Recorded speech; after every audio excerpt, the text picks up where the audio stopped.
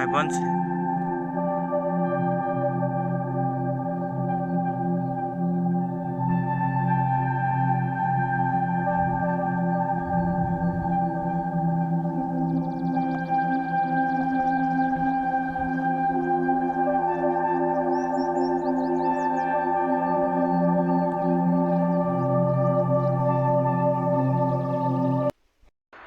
तो भाइयों, इस वीडियो में दर्शन करवाने के लिए हम जा रहे हैं आपको श्री विठल रुक्मणी व शिरोमणि सविता माता जी के दर्शन करवाने के लिए हम जा रहे हैं। दोस्तों, वीडियो को स्किप ना करें और हमारे साथ में आप भी दर्शन कीजिए।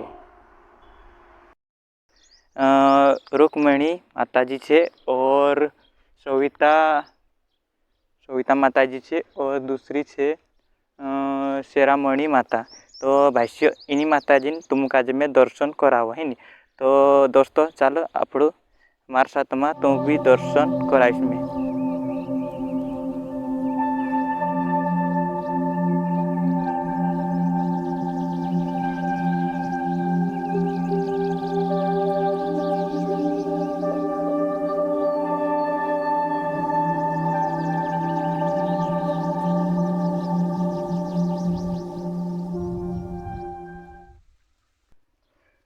तो दोस्तों ये है माता जी अंदर ये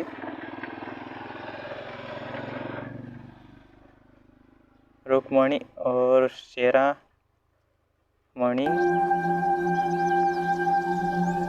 और एक महाराज है तेरा दर्शन कराने भाई है नी।